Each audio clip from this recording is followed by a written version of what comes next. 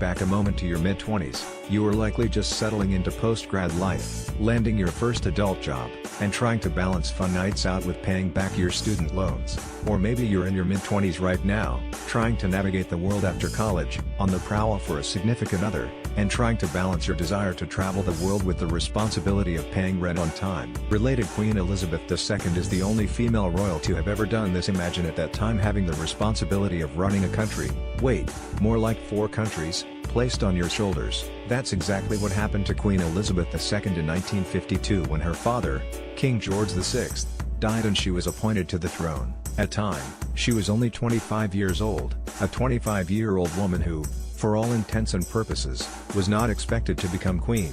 Elizabeth's uncle, Prince Edward, inherited the throne from King George V, and many assumed he would marry and have children of his own, that would knock Elizabeth down the line of succession. But in 1936, when Elizabeth was just 10, Edward abdicated the throne to marry his divorced mistress, American socialite Wallis Simpson, and George VI took over. For the first 10 years of her life, Elizabeth would have been just like today's Princess Beatrice, a distant heir to the throne. Nobody predicted that George would fall ill and pass away so soon.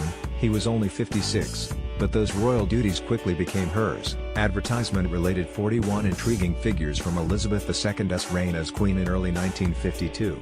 Elizabeth and Prince Philip, whom she had married 4 years earlier, set out for a tour of Australia and New Zealand with a stop in Kenya. While at their Kenyan home, Sagana Lodge, they got word that the king had died, and that Elizabeth was now queen.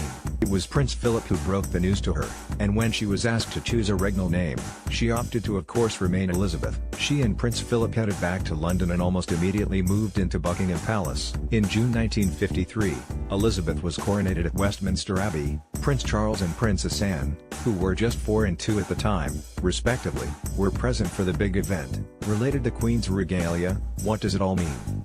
Since taking the throne, Elizabeth has become head of the Commonwealth, which currently includes 52 countries, as well as queen of another 12 countries that have become independent since her accession.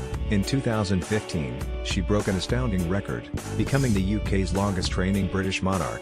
The previous record of 23,226 days was held by Queen Victoria. She celebrated huge milestones with her silver, golden, and diamond jubilees, and in 2017, she became the first British monarch to commemorate a sapphire jubilee, marking 65 years of her reign. Elizabeth is certainly not your average 90-year-old, but the duties and challenges she's taken on since becoming queen can still inspire all women, whether you're in the throes of your 20s right now or looking back on those heady days with fondness.